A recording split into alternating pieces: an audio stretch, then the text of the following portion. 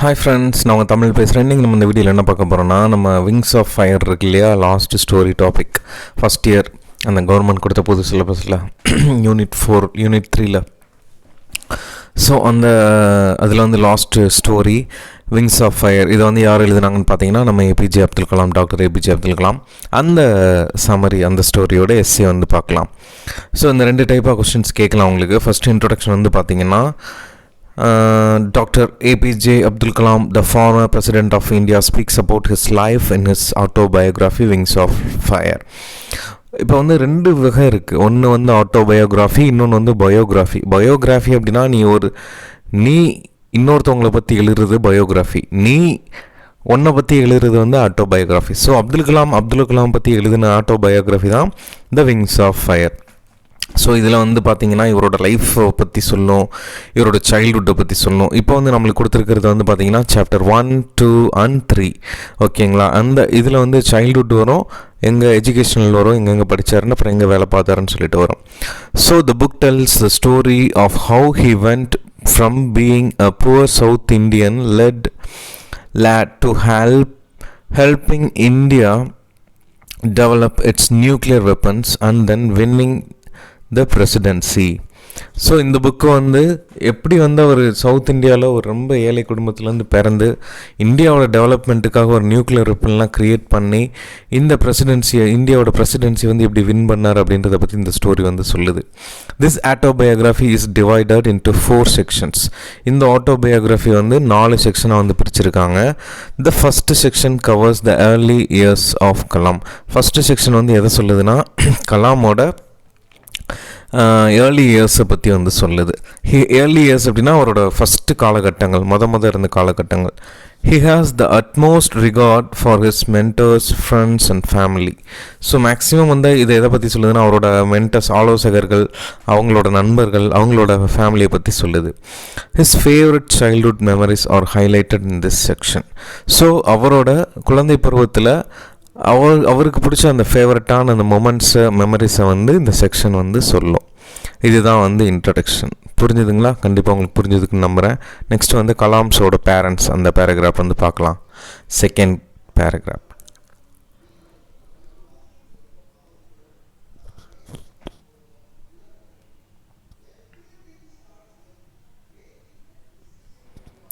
Kalam's parents. Abdul Kalam was born into a middle-class Tamil family in the island town of Rameswaram in 1931.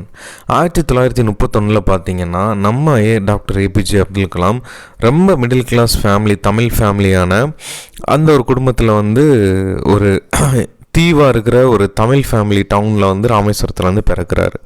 He was a short boy with ordinary looks. இவர் வந்து பார்த்திங்கன்னா ரொம்ப குள்ளமாக இருப்பாராம், plus வந்து ஒரு ordinary லுக்கு தான் இருக்குமா, ஒரு ஸ்மார்ட் பாய் அப்படின்லாம் நம்ம சொல்ல முடியாதான். His father Jainulabdeen was a wise and generous man and his mother Ashiamma was an ideal homemaker. So இவர் வந்து பார்த்தீங்கன்னா அப்துல் கலாமோட அப்பா பேர் வந்து ஜெயின் அலாபுதீன். ஸோ இவர் வந்து ரொம்ப ஒரு பெருந்தன்மையான ஒரு மனுஷனா, அதனால தான் ஜெனரஸ் மேன் மென்ஷன் பண்ணியிருக்காங்க. அண்ட் ஹிஸ் மதர், அவங்களோட அம்மா பேர் வந்து அஷியம்மா. ஸோ அவங்க வந்து ரொம்ப ஒரு நல்ல ஹோம் மேக்கர்னு வச்சுக்கோங்களேன். நெக்ஸ்ட் வந்து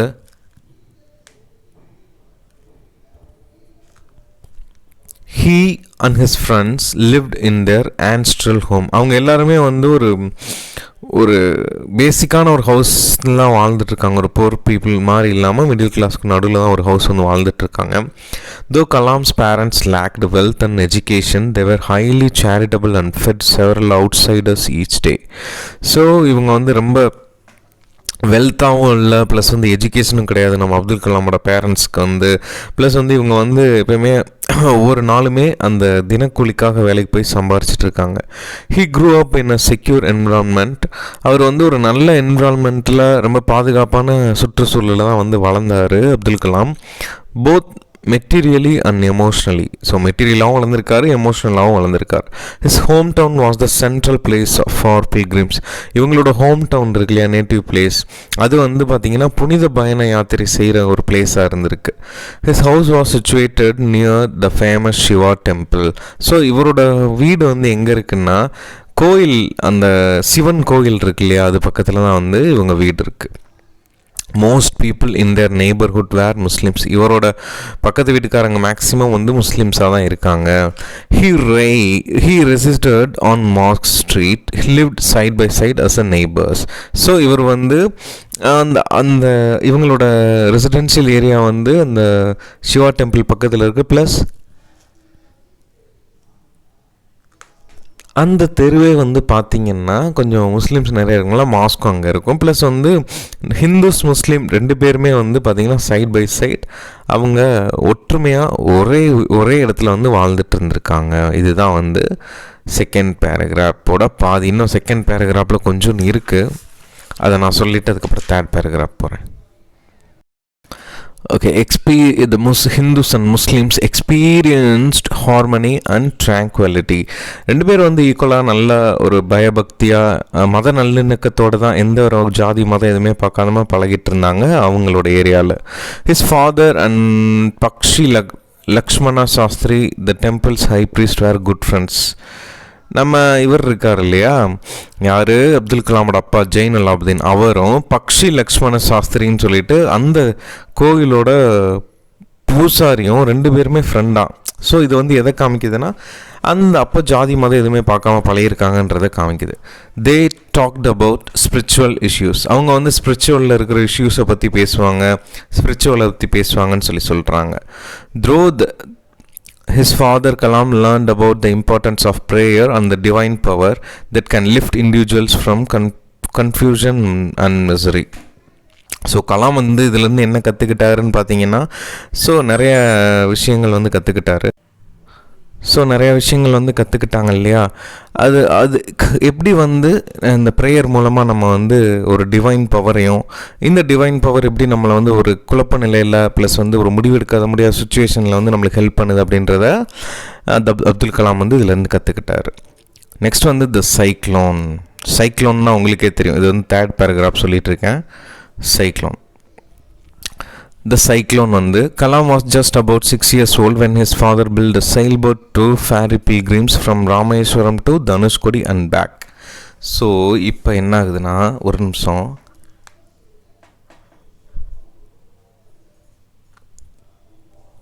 ஸோ இவங்க நம்ம கலாமோட அப்பா இருக்கார் இல்லையா, அவர் வந்து செயல் போட் வந்து புனித பயணம் போயிட்டு எங்கேருந்து எங்கே போயிருக்காருன்னா, ராமேஸ்வரத்துலேருந்து தனுஷ்கோடி போயிட்டு திரும்ப வர வழியில் பயங்கரமான ஒரு கடல் புயல் வந்து அடிச்சிருக்கா தான் cyclone. Initially his father made a good living, but unfortunately a major cyclone struck the Rameswaram coast and the mean time. First வந்து நல்லபடியாக தான் வாழ்ந்துட்டு இருந்த ஒரு மனுஷன் இப்போ வந்து கலாமோட அப்பாவை தான் சொல்கிறாங்க. ஸோ இந்த சைக்ளோன், இந்த கடற்புயல் வந்ததுக்கப்புறம் பார்த்தீங்கன்னா, ஸோ இவர் வந்து அவங்களோட படகுலாம் உடஞ்சி சுக்குநூறாக போயிடுச்சு. அவங்களோட எவ்ரிடே லைஃபே வந்து பாதிக்கப்பட்டுருச்சு. Though the boat wrecked in strong winds, Father Kalam stayed calm. So அவங்க வச்சுருந்த அந்த அந்த கடல் படகு வந்து உடஞ்சிருச்சு. கலாமோட ஃபாதர் அப்படியே வந்து ரொம்ப அமைதியாக தான் இருந்தார். He was actually worried about a larger catastrophe caused by a girl. So என்னதான் இருந்தாலும் இது வந்து இவ்வளோ பெரிய அடி விழுந்தால் கூட அவர் வந்து மனம் தளராமல் தான் இருந்தார். ப்ளஸ் வந்து இந்த சைக்ளோன் மூலமாக the cyclone storm caused the Pamban bridge to collapse. The climb that lived off the train full of passenger that was crossing out. So train full of passenger வந்து கிராஸ் பண்ணி போயிட்டு இருக்கும்போதே இந்த சைக்ளோனிக்கு வந்து அடித்து துவம்சம் பண்ணிருச்சு, எல்லாத்தையுமே அடித்து காலி பண்ணிருச்சு. அது வந்து ரொம்ப கலாமோட 6 வயசு இருக்கும்போது ரொம்ப மறக்க முடியாத ஒரு நாள்னு கூட சொல்லலாம். நெக்ஸ்ட் வந்து பார்த்தீங்கன்னா கலாம் ஸ்டார்டட் ஏர்னிங்ஸ். கலாம் வந்து எப்படி ஏர்ன் பண்ணார் அவரோட எஜுகேஷனை அப்படின்றத வந்து பார்ப்போம். ப்ளஸ் வந்து காசையும். ஓகேங்களா. Jalaluddin, Kalam's brother-in-law, encouraged him to excel in his studies and shared his knowledge of educated people, scientific discoveries, contemporary literature and medical science achievements. So இந்த ஜலாலுதீன் யாருன்னு பார்த்தீங்கன்னா கலாமோட பிரதர்-இன்-லா. ஸோ இவர் வந்து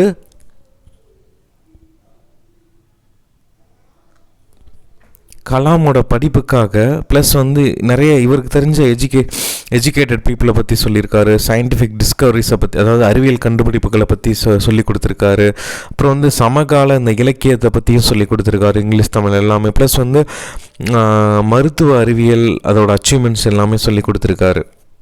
அப்புறம் வந்து பார்த்தீங்கன்னா his first cousin சாம்சுதீன் had a significant impact on his boyhood. So childhood அப்படின்னா he is my childhood friend அப்படின்னா குழந்தையிலேருந்து, பாய்ஹுட் அப்படின்னா ஒரு அடல்ட் ஏஜ்லேருந்து 2 பேரும் ஒன்றுன்னு அர்த்தம். ஸோ இந்த அடல்ட் ஏஜில் வந்து பார்த்தீங்கன்னா நம்ம அப்துல் கலாம் சாம்சுதீன் வந்து கசின் அப்துல் கலாமுக்கு ஸோ பயங்கர இம்பேக்ட் வந்து க்ரியேட் பண்ணியிருக்கான் நம்மால். யார்? சாம்சுதீன் வந்து அப்துல் கலாமுக்கு பாய்ஹுட்டில் இருக்கும்போது. It was through him that Kalam could earn his first wage in Rameswaram. Newspaper would travel from Pamban to Rameswaram station with a morning train. எப்பவுமே வந்து மார்னிங் ட்ரெயினில் பார்த்தீங்கன்னா ராமேஸ்வரம் டு பாம்பன் டு ராமேஸ்வரம் ட்ரெயினில் வந்து ராமேஸ்வரத்துலேருந்து நியூஸ் பேப்பர் வந்து மார்னிங் ட்ரெயினில் வந்து ட்ராவல் ஆகி போகும். As a one man operation Samsuddin newspaper agency serve the 1000 literate residents. அங்கே படித்த ஒரு 1000 மக்களோட வீட்டுக்கு மட்டும் அந்த நியூஸ் பேப்பரை வந்து சர்வ் பண்ணுவாங்க நம்ம அப்துல் கலாமோட கசின் சாம்சுதீன் மூலமாக. The most sought after news paper was Dinamani. Maximum வந்து வர நியூஸ் பேப்பர் வந்து எதுன்னு பார்த்தீங்கன்னா தினமணி தான். The suspension of the train halt at Rameswaram station during the World War II forced Samsudeen to look for a helping hand to carry the newspaper bundles for which Kalam filled the slot. In the World War II, அதாவது 1939 1945 வரைக்கும் second world war நடக்கும். அந்த டைமில் வந்து பார்த்திங்கன்னா ரொம்ப பசி பட்டினி நிறையா மக்கள் இருந்த டைமில் இப்போ அந்த ட்ரெயின் வந்து பாம்பன் பிரிட்ஜை கடந்து போகும்போது ராமேஸ்வரத்துக்கு போகும்போது அங்கே வந்து ட்ரெயின் நின்றுச்சு. அப்போ வந்து அங்கேருந்து நியூஸ் பேப்பர்லாம் எடுத்து போய் மக்களுக்கு சேர்க்கணுன்றனால அப்போ வந்து ஆளில் தூக்கிட்டு போகிறதுக்கு அப்போ வந்து பார்த்தீங்கன்னா கலாம் வந்து ஹெல்ப் பண்ணி அதில் கொஞ்சம் சம்பாரிச்சார். Jalaluddin shared stories about the war in Dinamani. So அதில் வந்து பார்த்தீங்கன்னா ஜலாலுதீன் வந்து வேர்ல்டு வார் 2 பற்றி தினமணி பேப்பரில் வந்து மென்ஷன் பண்ணியிருக்காரு. Kalam also collected and sold tamarind seeds to a provision shop when the price surged during this period.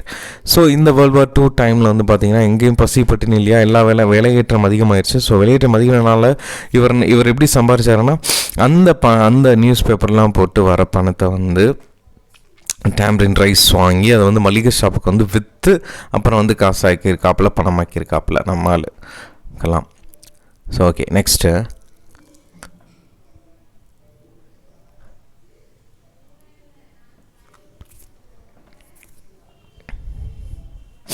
Fifth paragraph. The hardships faced by Kalam. Kalam எந்தெந்த காலகட்டங்களில் எப்படி கஷ்டத்தை கடந்து வந்தார்ன்றதை பார்ப்போம். Kalam attended Rameswaram elementary school in Rameswaram for his final education before continuing his studies at Schwartz high school in Ramanathapuram. First வந்து elementary school வந்து எங்கே படித்தார்னா ராமேஸ்வரம், அவங்க வீட்டு பக்கத்துலேயே இருக்கிற கவர்மெண்ட் ஸ்கூலில். நெக்ஸ்ட் வந்து ஹை ஸ்கூல் வந்து எங்கே படித்தாருன்னு பார்த்தீங்கன்னா ராமநாதபுரத்தில் இருக்கிற ஷேவர்ட்ஸ் அப்படின்ற ஒரு ஸ்கூலில் வந்து படிச்சிருக்காரு. After realising that physics was not in his subject, he enrolled in St. Joseph College, Trichy in 1950 to pursue a BSc.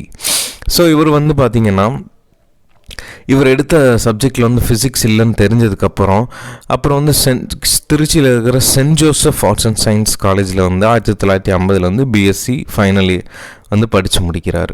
He submitted an application to Madras institute of technology. அதுக்கப்புறம் வந்து பார்த்தீங்கன்னா மெட்ராஸ் இன்ஸ்டியூட் ஆஃப் டெக்னாலஜியில் மேல் படிப்புக்காக apply பண்ணியிருக்காரு, பிஜிக்காக. He or his family was unable to pay the high cost of the Madras institute of technology course. ஆனால் இந்த மெட்ராஸ் இன்ஸ்டியூட் ஆஃப் டெக்னாலஜியில் வந்து சேர்ந்து படிக்கணும்னா கொஞ்சம் காசு கட்டணும் இல்லையா, நிறையவே காசு கட்டணும். ஸோ அந்த காசு அவரால் கட்ட முடியலன்னு ரொம்ப ஃபீல் பண்ணிகிட்டு இருந்தார். ஆனால் அந்த டைமில் வந்து பார்த்திங்கன்னா ஹிஸ் சிஸ்டர் ஜொகாரா, அவங்களோட சிஸ்டர் ஜொகாரா வந்து வாஸ் ஸ்டாண்டிங் பிசைட் ஹிம். அவங்களுக்கு பின்னாடியே நின்று அவங்களுக்கு ஹெல்ப் பண்ணுறதுக்காக அந்த ஜொகாரா வந்து வெயிட் பண்ணிகிட்டு இருந்தாங்க. அந்த மெட்ராஸ் இன்ஸ்டியூட் ஆஃப் டெக்னாலஜியில் படிக்கிறதுக்காக அப்துல் கலாமுக்கு வந்து ஃபீஸ் பே பண்ணது வந்து ஜொகாரா தான். இன்னொருத்தாலும் ஹெல்ப் பண்ணார். யாருன்னு பாருங்கள். He helped his elder brother Mustafa Kamal ran a provision store demonstrating his practical bent of mind. So Mustafa கமலுக்கு வந்து மளிகை ஸ்டோர் யூஸ் பண்ணுறதுக்கு வந்து இவங்க வந்து ஹெல்ப் பண்ணியிருக்காங்க. அப்துல் கலாமோட எல்டர் பிரதர். அந்த மளிகை ஸ்டோர் நடத்துறதுக்காக அப்துல் கலாம் வந்து அதுக்கப்புறம் ஹெல்ப் பண்ணார். He had a very clear idea of what he wanted to accomplish when it come to a particular area of aeronautical engineering. So அவர் வந்து ஏரோநாட்டிக்கல் இன்ஜினியரிங் படித்து பைலட் ஆகணுன்றது ஆசை. அதுக்காக ரொம்ப வெயிட் பண்ணி கிளியர் கட்டாக ஏரோநாட்டிக்கல் இன்ஜினியரிங் எடுத்து படித்தார். His final year at Madras institute of technology was a pivotal year that greatly influenced his subsequent life. So அங்கே அவர் கற்றுக்கிட்ட பாடங்கள், அவர் நிறைய லேர்ன் பண்ண விஷயம், ப்ளஸ் சொல்லிக் கொடுத்த விஷயம் எல்லாமே வந்து அவரோட லைஃப்பில் வந்து பயங்கரமான ஒரு இம்பேக்டை வந்து க்ரியேட் பண்ண போது அடுத்து என்ன நடக்குதுன்னு பாருங்கள். அடுத்த எஸ்ஏல வந்து அடுத்த பேராகிராஃப் வந்து பார்க்கலாம். Kalam's experience in his work place. அவரோட எக்ஸ்பீரியன்ஸ் வந்து ஒர்க் பிளேஸில் எப்படி இருந்ததுன்னு சொல்லி பார்க்கலாம்.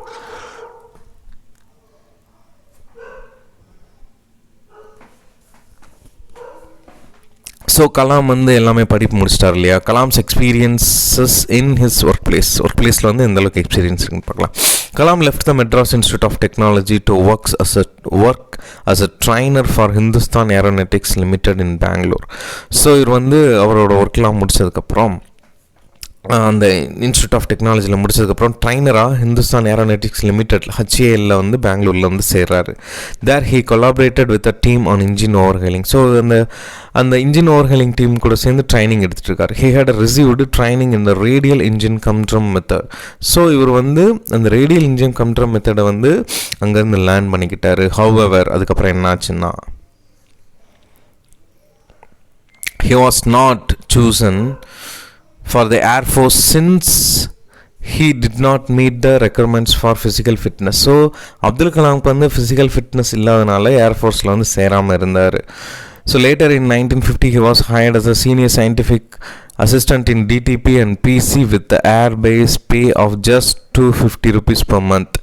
ஸோ இப்போ இவர் வந்து சீனியர் சயின்டிஃபிக் அசிஸ்டண்ட்டாக வந்து அங்கே சேர்த்துக்கிறாங்க. இவருக்கு வந்து மாதம் 250 ரூபா பேசிக் பேயில் வந்து சம்பளத்தில் வந்து எடுத்துக்கிறாங்க. He was going to have to make his own opportunities at this point in time. He had experienced 32 life-changing years and was approaching the start of his professional career following graduation. இப்போ என்ன சொல்கிறாங்கன்னா, இவர் வந்து அவருக்கான opportunity வந்து create பண்ணிக்கிட்டாரு. ஏன்னா அவருக்கு வந்து ஏர்ஃபோர்ஸில் பைலட் ஆகணுன்றது ஆசை. அந்த ட்ரைனிங்லாம் முடிச்சதுக்கப்புறம் இந்த பாயிண்டில் அவரோட லைஃப்பில் 32 வருஷம் பயங்கரமாக இந்த ப்ரொஃபஷனல் வர்றதுக்காக ரொம்ப போராடி இருக்காரு. அதுக்காண்டி தான் அந்த எஜுகேஷ்னல் எல்லாம் எடுத்து படித்தார், அந்த கோர்ஸ்லாம் எடுத்து படித்தார். Kalam faced various challenges throughout his life. கலாமோட லைஃப்பில் நிறைய சேலஞ்சஸ் வந்து ஃபேஸ் பண்ணிட்டார், டிஃபிகல்ட்டான ஒரு challenges. He put a lot of effort and intelligence into creating the indigenous Nandi hovercraft அப்படின்றது பார்த்திங்கன்னா நம்ம சின்ன படகு மாதிரி இருக்கும், கடலில் போய் அடிக்கிறதா இருக்கும். கடலில் போயிட்டு கடலில் ஊர்ந்து போகிற ஒரு நேவி மினி கப்பல் மாதிரின்னு வச்சுக்கேன். அதை வந்து உருவாக்குறதுக்கு வந்து பயங்கரமாக பாடுபட்டு ஃபஸ்ட்டு இனிஷியேட் எடுத்தது நம்ம அப்துல் கலாம் தான். He was never taken aback by his ambition to become astronaut. ஆனால் அவளுக்கு வந்து இன்னொரு ஆசை இருக்குது, அஸ்ட்ரானட் ஆகணும்னு சொல்லிட்டு. அதுவும் பயங்கரமாக கஷ்டப்பட்டு அதுக்காக உழைச்சார். Instead he reminded upbeat. He followed Sivananda's advice of not letting situation be beyond one's control, thus influencing emotions. அதாவது எப்பயுமே வந்து சிவானந்தா, அந்த ராமகிருஷ்ணர் பரமஹம்சரோட சிஷியன் சிவானந்தாவோட கோட்ஸை வந்து எப்பயுமே ஏபிஜே அப்துல் கலாம் வந்து ஃபாலோ பண்ணுறாரு. ஸோ அவர் சொன்னபடி நீ எந்த ஒரு இலக்கை வந்து பிடிச்சிக்கணும்னு நினச்சிக்க, அதை அடையாமல் விடாத, எவ்வளோ லேட்டானாலும் பரவாயில்லன்னு சொல்லிட்டு அந்த கோட்ஸை வந்து பிடிச்சிக்கிட்டு நம்மால் பயங்கரமாக படிச்சிருக்காரு. Conclusion. Doctor APJ Abdul Kalam writes about his journey from lowly beginning and the difficulties he encountered in both his personal and professional lives in this book. இந்த புக்கில் வந்து இவ்வளோதான் கொடுத்துருக்காங்கன்னா, நம்ம கொடுத்துருக்குது வந்து சாப்டர் 1, 2, 3 தானே.